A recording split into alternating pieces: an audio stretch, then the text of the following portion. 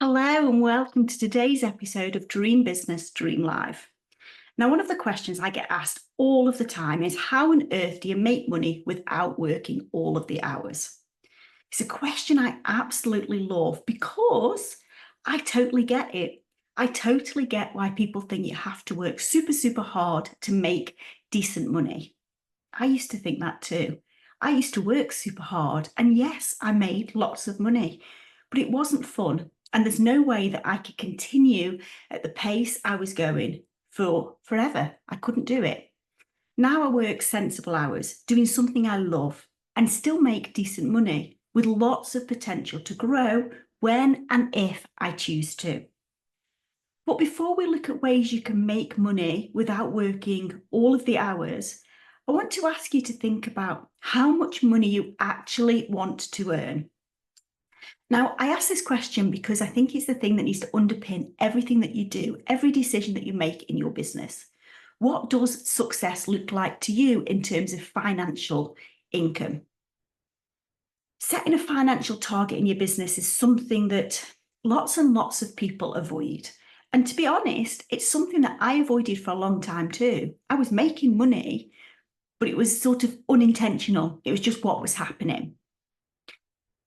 And what other people do is they set themselves a target, but they set that target based on things that they see other people doing. So they're in effect pulling this target out of thin air because they think, well, do you know what? That sounds like a good figure because I'm seeing all these other people doing these huge launches and talking about those huge sales months. So I assume that's what I need to get to. Now, I'm not tabooing any of that. I'm not saying that, these huge launches and these big sales months aren't possible. But what I'm saying is if you want to earn lots of money, that is absolutely great. But I want you to get crystal clear on how much you actually want to earn and more to the point, why that figure. Because it's that why that is going to keep you motivated. It's that why that is going to keep you going. Now, what I also want you to think about is what time you want to dedicate to your business, both now and in the longer term. Because from day one, from right now, you need to start thinking about building a business model and creating a product suite that is going to make that possible. If you want to work within school days or you want to work just 3 days a week, then you need to be clear on that, because if you're not clear on it, then you're not going to be doing the things that you need to do to make you achieve that. So setting boundaries and working around your hours and sticking to them is super, super important. My maximum working hours are around 10 till 4, Monday to Friday. And it's only in absolutely exceptional circumstances that I work beyond these hours. In fairness, I probably work less than those hours. Now, of course, it may be that there are times in business, let's be realistic here, there are times in business where you have to work more. If you're growing, or if you're just starting the business out, or if you've got something launching, you're potentially going to have to work longer hours. But your general business hours need to be based on your dream hours. So the sooner you start to work towards that, the better. Okay, so let's explore some of the ways that you can maximize your income whilst working within your chosen or sometimes enforced hours. Well, first, let's talk about how you're currently using your time. Now, when I do this exercise with clients, we often find that they are not using their time efficiently. They're doing the things that they have always done instead of the things that they should be doing. And they've got no real handle on profitability of their offers in comparison to the amount of time it takes to deliver that specific offer. So the first thing you need to do is get clear on how you use your time right now.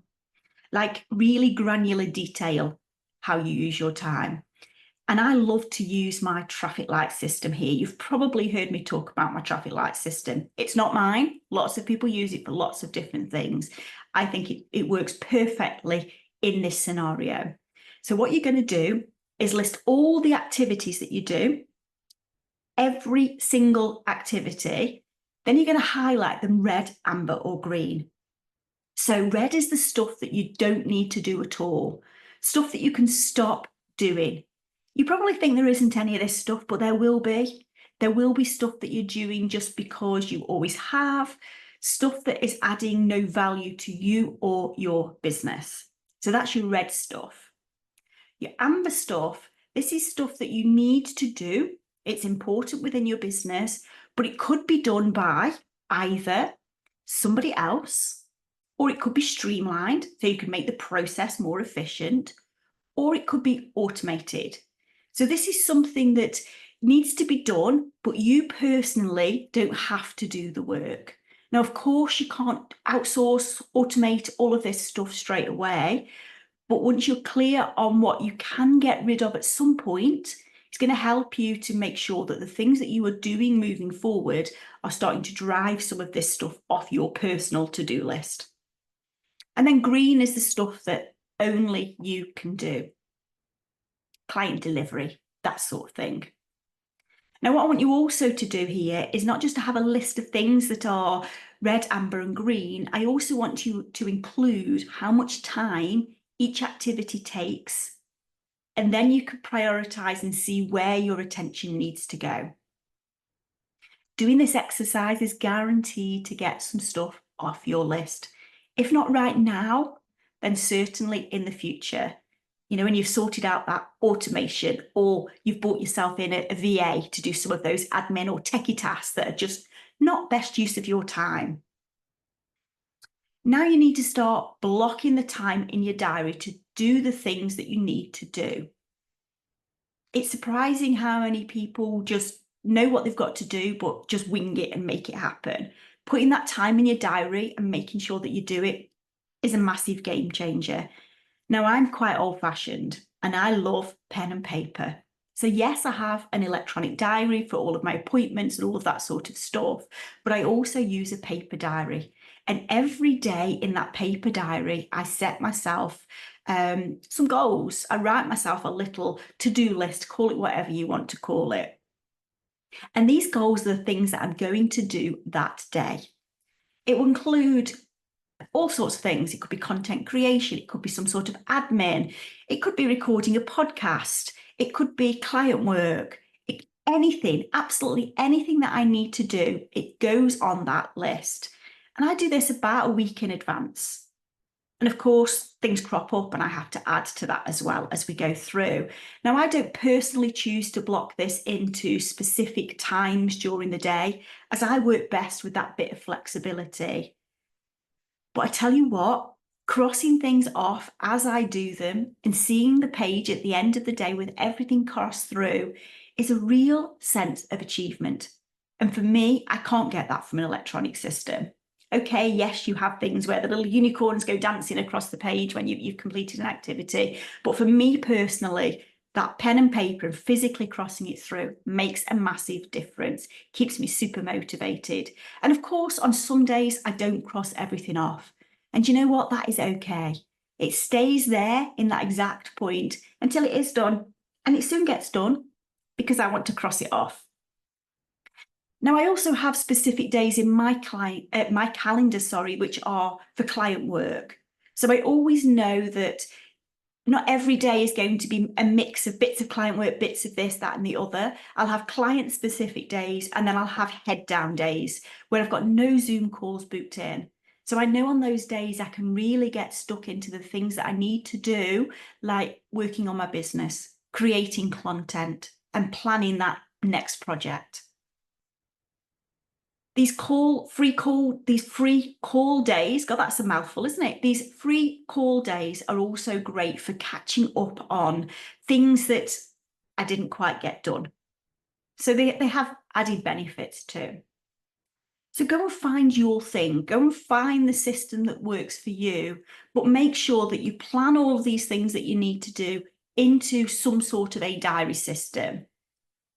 So don't just try and fit them in, because I guarantee when you try and just fit them in, it's going to lead to masses of wasted time, flicking from task to task, and quite often duplication of effort too. Okay, so we've got ourselves in a position where we are going to be much more efficient with the time that we do have. That in itself is going to make you feel better. So now let's look at how you work. As in, what are the products and services that you offer to your clients? Now, first and foremost, what I want you to do is get clear on the profitability of each of your offers versus the time they take to deliver. Now, one of my clients was able to grow their revenue by over £5,000 per month by switching her attention from one of her offers to another, and it actually freed her up about 10 to 15 hours a week as well. So we often keep doing what we've always done because, well, frankly, we assume it's the best way, or we're afraid to change it because the way that we're doing it now is paying us some money. But if you want to grow, it is time to get radical. It is time to really make your products and services work for you as well as they work for your clients. And if you want to work less hard and make more money, then you've got to get really radical with these products and services. So let's start thinking about some of the ways that you can sell stuff and it's not taking up as much of your time. The first thing you need to do is think about how you can create recurring revenue within your business. Now, recurring revenue can come from things like memberships and subscriptions. It can come from royalties from books. It can come from selling evergreen courses and downloadable things. But it can also come from payment plans. So if you sell a course or a one-to-one program and offer a pay monthly option, that is some guaranteed income for the next 3, 6, maybe even 12 months, depending on what permit terms you offer. Now, there's a lot to be said for getting money up front via pay in full. It takes away that risk of failed payments. But personally, I love it when people pay monthly, as it helps me to maintain a regular baseline income every month. And let's be honest, when those big lump sum payments come in, it is very tempting to go and spend it all in one go. But when it's drip fed in monthly, that temptation is taken away and you can manage your money and cash flow so much better.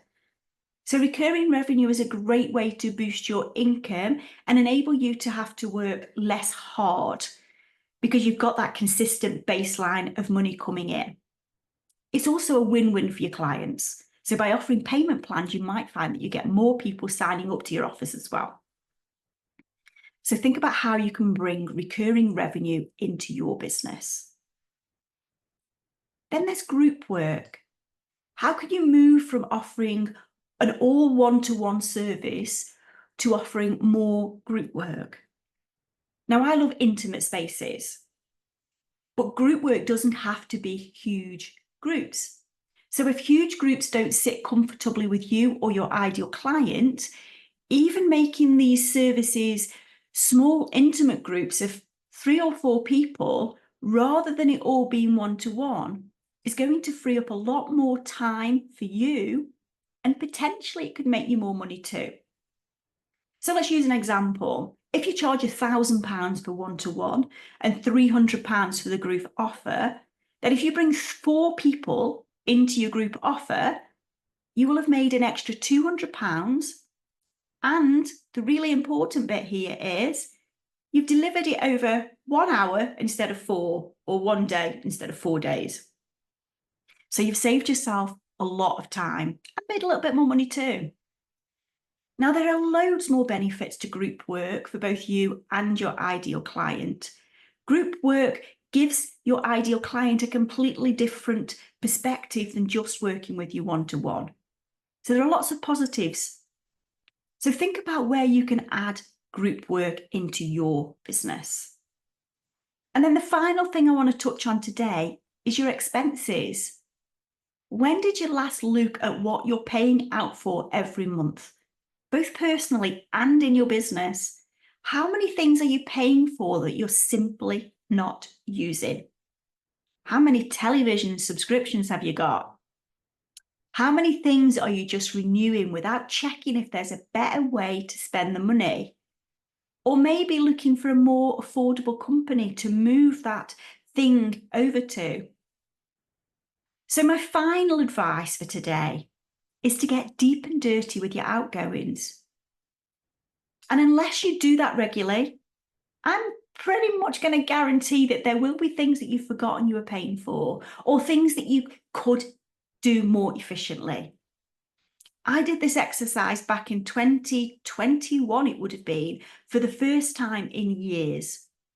And wow, I was amazed how much money I was wasting. It was like eye-watering amounts of money that I was just spending because I always had. So there you go. Some of my top tips that are going to help you to make more money without having to work even harder. And you will notice that some of these are just about making what you've already got work better. And maybe, just maybe, if you adapt some of this stuff, you can work even less hard than you are right now and still make more money. There's no maybe in it. If you do it, you certainly can. Thank you for listening. I will see you next time.